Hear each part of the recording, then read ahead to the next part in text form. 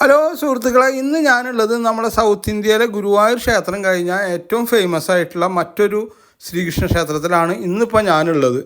ഇവിടുത്തെ ഒരു പ്രത്യേകത എന്താണെന്ന് വെച്ചെങ്കിൽ, ഇവിടെ ശ്രീകൃഷ്ണ ഭഗവാനെ ദർശിക്കുന്ന വെച്ചെങ്കിൽ 7 ഹോളുകളുള്ള, അത് ഹോൾ എന്ന് വെച്ചാൽ ഒരു ദ്വാരങ്ങളുള്ള ഒരു ജനലിൽ കൂടിയാണ് നമുക്ക് ഭഗവാനെ ദർശിക്കാൻ പറ്റുള്ളൂ.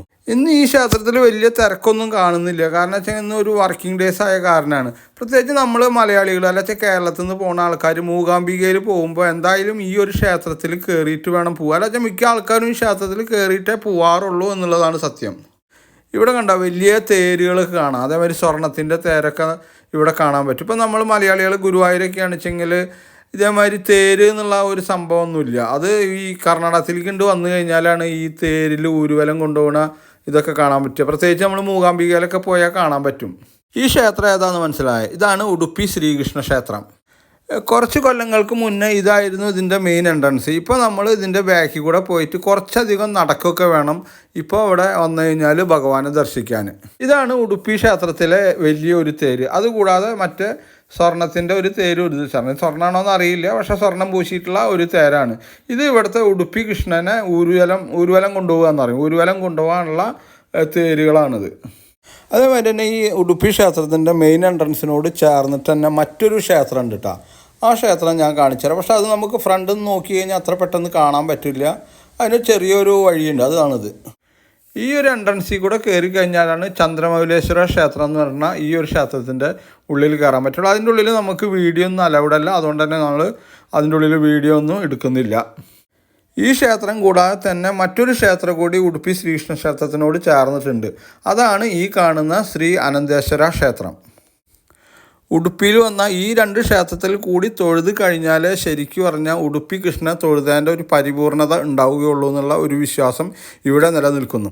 ഇനിയിപ്പോൾ നമ്മൾ ഉടുപ്പി ശ്രീകൃഷ്ണ ഭഗവാനെ തൊഴാൻ വേണ്ടി പോവുകയാണ് അതിൻ്റെ എൻട്രൻസിൽ കൂടെ. കാരണം മെയിൻ എൻട്രൻസ് ഞാൻ പറഞ്ഞില്ല, അതിൽ കൂടെ ഇപ്പോൾ ദർശനമില്ല. ഇപ്പോൾ നമ്മൾ വേറെ വഴി കൂടെ പോയിട്ട് വേണം തൊഴാൻ. അപ്പോൾ അങ്ങനെ പോണ വഴിയിൽ ഇവിടെ കുറേ ഉപദേവതകളുടെയൊക്കെ ചെറിയ ചെറിയ ക്ഷേത്രങ്ങൾ കാണുന്നുണ്ട്. പക്ഷേ അതൊക്കെ അടച്ചിട്ടേക്കും. കാരണം ഇപ്പോൾ ഞങ്ങൾ വന്നിപ്പോൾ ഒരു 2:30-3 മണിയൊക്കെ ആയിട്ടുള്ളൂ. അതുകൊണ്ടാണോ എന്നറിയില്ല, ഇവിടെ അതൊക്കെ നട അടച്ചേക്കാണ് ഇവിടുത്തെ. ഞങ്ങളിവിടെ ഇപ്പോൾ എത്തുമ്പോൾ ഒരു 3 മണി 3:30 ആയിട്ടുള്ളൂ കേട്ടോ. അതിൻ്റെ കൂടിയാണ് തോന്നുന്നത്. അധികം ഭക്തരെയൊന്നും കാണുന്നില്ല, സന്ദർശകരൊക്കെ വളരെ കുറവാണ്. ഇതാ ഇവിടെ വലിയൊരു കുളം ഉണ്ട് കേട്ടോ. അതാണ് ഉടുപ്പി ക്ഷേത്രക്കുളം. ആ ക്ഷേത്രക്കുളം ഞാൻ കാണിച്ചു തരാം.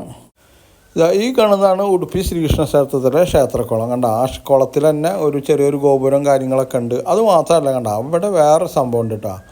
കണ്ട മരങ്ങൾ ഇങ്ങനെ അടക്കി വെച്ചിട്ട് ഒരു സംഭവം ഉണ്ടാക്കി വെച്ചിട്ടുണ്ട്. ഇത് എന്താണെന്നൊരു പിടുത്തമല്ല. ഞാനിവിടെ ഒരു 3-4 പേരെടുത്ത് ഇതിനെപ്പറ്റി ചോദിച്ചപ്പോഴും അവർക്കും കാര്യമായിട്ട് അതിനെപ്പറ്റി അറിവില്ല.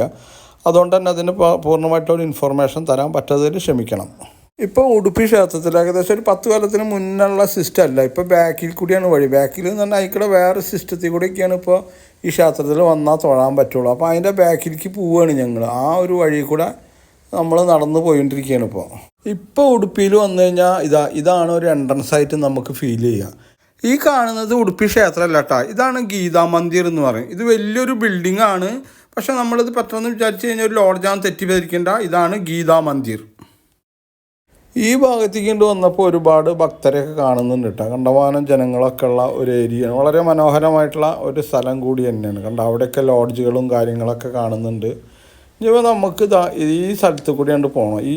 ഇന്ന് കാര്യമായിട്ട് വലിയ തിരക്കൊന്നും കാണുന്നില്ല. കാരണം ഇന്നൊരു വർക്കിംഗ് ഡേയ്സിലാണ്. ഞാൻ ഇപ്പോൾ വർക്കിംഗ് ഡേയ്സിലാണ് വന്നുള്ളത്. അതുകൊണ്ടാണ് തോന്നുന്നു കാര്യമായിട്ട് തിരക്കൊന്നുമില്ല. എന്തെങ്കിലും അത്യാവശ്യം തിരക്കൊക്കെ ഉണ്ട്. നമുക്ക് ഉള്ളിൽ കയറി നോക്കാം. അതേമാതിരി ഉടുപ്പിയിലെ ഒരു ഗോശാല ഉണ്ട്. നമുക്ക് അവിടെയൊന്ന് പോകണം. പക്ഷേ ഗോശാലയിലൊക്കെ ഇവർ വീഡിയോ അനുവദിക്കുമോയെന്ന് അറിയില്ല. എന്തായാലും നമുക്ക് അവിടേക്ക് ഒന്ന് പോയി നോക്കാം. ഇപ്പോൾ ഈ ക്ഷേത്രത്തിൽ കിടക്കണതിൻ്റെ മുന്നേറ്റ് തന്നെ അതിൻ്റെ ഓപ്പോസിറ്റ് സൈഡിൽ മറ്റൊരു സംഭവം കാണിച്ചു തരാം. ഇവിടെ വലിയൊരു ഹോളുണ്ട് കേട്ടോ. അതും അവിടെ വലിയ പ്രസംഗങ്ങളും കാര്യങ്ങളൊക്കെ നടക്കണ, ഭജനയും കാര്യങ്ങളൊക്കെ നടക്കണ വലിയൊരു ഹോളാണ് കേട്ടോ. അത് കാണിച്ചു തരാം. അതാണ് ഹോള്. കണ്ട വളരെ മനോഹരമായിട്ടുള്ള ഹോളാണ്. ഒരുപാട് ലൈറ്റ്സും ഒക്കെ ഉണ്ട്. പക്ഷെ അധികം ആൾക്കാരൊന്നും ഇവിടെ ഇരിക്കുന്നു കാണുന്നില്ല. ആരൊക്കെയോ പ്രസംഗിക്കുക എന്തൊക്കെയോ സംഭവങ്ങൾ ഇവിടെ നടക്കുന്നുണ്ട്. പക്ഷെ അത് കാണാനുള്ള കാഴ്ചക്കാരോ കാണികളൊക്കെ വളരെ അപൂർവമുള്ളൂ.